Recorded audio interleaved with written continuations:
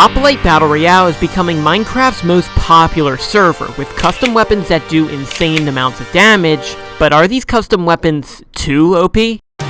Today, I'm gonna craft and use every single custom weapon to find out which weapons are too OP and which ones are balanced. Starting with the Midas Sword, which requires a literal god apple to craft. So first, I'll get some materials to search through these mineshaft chests. Now, what makes these custom weapons so overpowered is their abilities. Like, the Midas Sword we're trying to get now has a 50% chance of getting stronger with every kill, which is just insane. Ooh, chest. Let's see. Okay, no god apple here. But compared to the other custom weapons descriptions, the Midas Sword seems like nothing. Like, this bow is literally supposed to have aimbot, which I can't wait to try later in the video. Oh yes! Another chest! Let's go! Oh my gosh! So after I'm done crafting each weapon, I'm gonna rank each of them on a tier list. And at the top, we'll put 2 OP, and at the bottom, we'll put kinda trash, and then in the middle, we'll put perfectly balanced. And in parentheses, as all things should be. But now that we got the hardest item, crafting the Midas Sword should be relatively easy once I get 2 diamonds for a diamond sword, 2 quartz, and a normal golden apple. Wow, that looks majestic. But let's try to find some people we can test this on. And I think there's some right ahead. Perfect. Oh my gosh! How low is that guy? Instantly dropped. Oh, there's another guy. Yo, what is this guy doing? This guy just won't stop running. Oh my gosh. Going down here? Okay.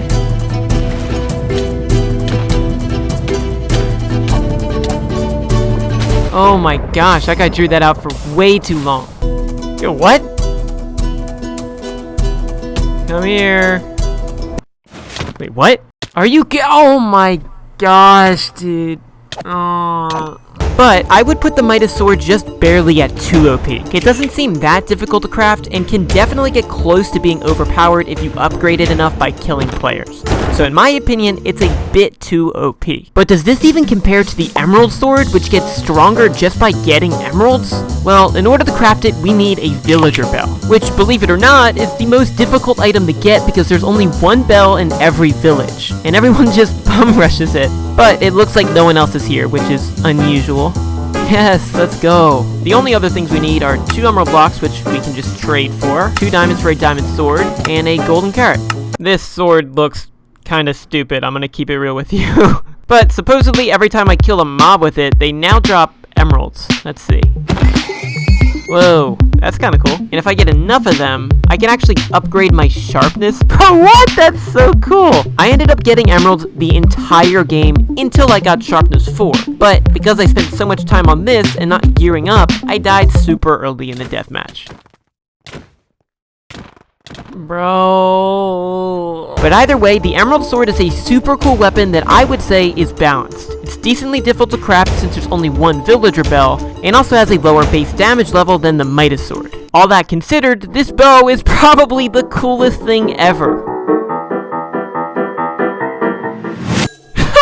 Gosh, what? The Ender Bow requires an Eye of Ender, a bow, 2 diamonds, and a clock. Overall, not that expensive for something as cool as this. It doesn't do a crazy amount of damage, but the fact that you can shoot Ender Pearls super far to run away from players is beyond useful. Like, even at the end of the game, I used it to get to the top of the center Christmas tree, and that's funny because Hoplite has a build limit for deathmatch, so this player down here has no way up to kill me.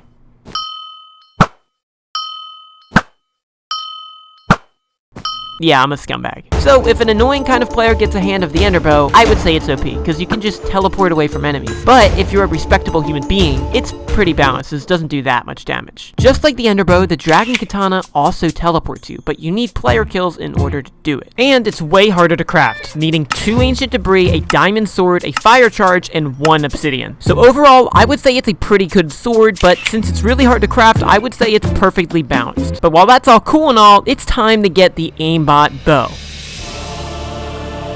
which is really called the Artemis bow.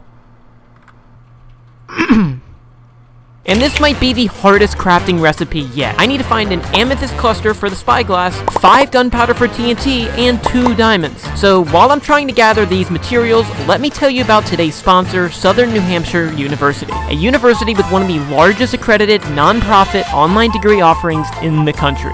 Yes, let's go, we got the diamonds. Okay, now I just need to find amethyst. In the SNHU game development program, you'll learn 3D modeling and texturing with game art software, and it's radically affordable. Their online tuition rates are some of the lowest in the nation. So is there like a method to finding amethyst, or am I just supposed to walk around randomly? I think I just answered my own question. What the heck? Go to snhu.edu/Barry. Also linked in my description to see what the current average annual salary for a game developer is and request free information about the program.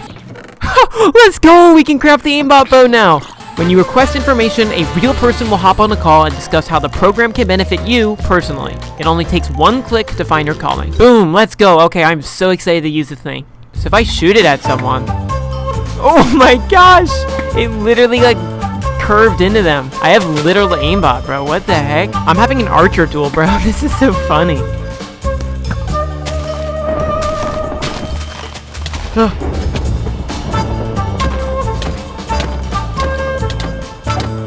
Oh my. GG, that guy was stacked. The Artemis bow is super good, don't get me wrong, but I don't think it's OP. It's decently hard to craft and can't really be taken advantage of, so I think it's really good, but still balanced. But now, it's time for the special category. This category of weapons I couldn't even obtain because they're so insanely hard to get. Like, no way I'm gonna be able to craft this bow, made from the deep dark. So I'm ranking these weapons based on footage from other YouTubers, and the bow looks insanely OP. Now, granted, it's hard to obtain, but if you get it, I think the damage and literal crater it causes is too much, especially for undergeared players. I would rank it personally at 2 OP. Next, we have the Lich Staff, which basically just shoots an ice projectile that freezes players. It doesn't deal that much damage, yet can be very handy to have as a secondary, and you'll need Silk Touch to get ice in order to craft it. So overall, I would say it's balanced. Mjolnir, on the other hand, is a bit OP, and yes, I mean Thor's hammer.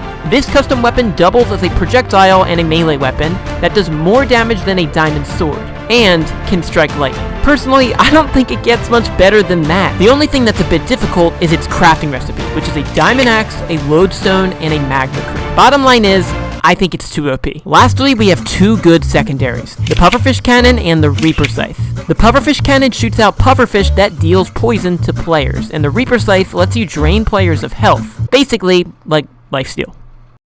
But I would rank both of these as balanced. They're really good, but they don't ruin or interfere with the game. I think out of all the custom weapons Hoplite has to offer, most of them can be deemed fair game, especially with the difficult crafting recipes. However, there are definitely a few weapons that should be nerfed a bit in my personal opinion. That being said, can you subscribe?